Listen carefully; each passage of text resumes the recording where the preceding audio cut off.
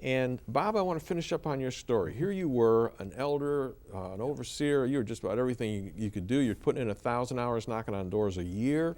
Okay, and then something happened. What happened? I think it was a gradual process.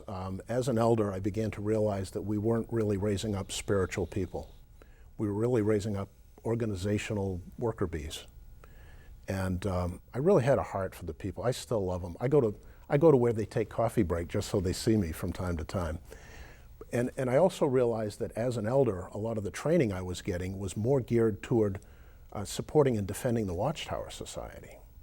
So that was that seed that started, things just aren't right here.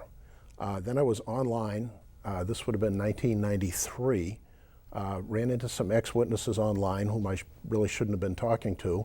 One of them lived nearby me, and I borrowed his copy of Crisis of Conscience and read it. And for those that don't know, Crisis of Conscience was written by a former member of the governing body of Jehovah's Witnesses. Yeah, Fred France was actually the president of the Jehovah's Witnesses for a time, and his nephew, Raymond France, was on that ruling committee. And he wrote this book, Crisis of Conscience, where he talked about all the stuff that they had done and why he left, which was just a devastating account here. You read that? I read that. He really didn't say a lot that I didn't already know, but he linked a lot of things together.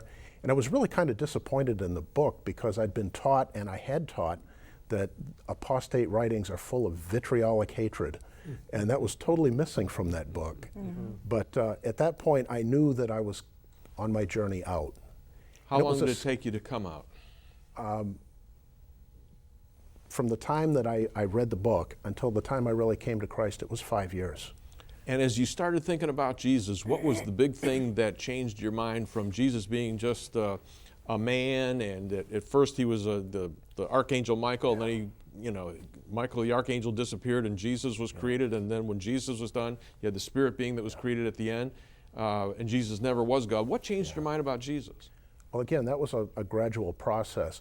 And I figured that because I mentally accepted the fact that Christ had died for me, I was all set. And as I went and as I interfaced with different Christians online, many of whom, like Keith and Dawn here, never were Jehovah's Witnesses, they really showed me Christ in person.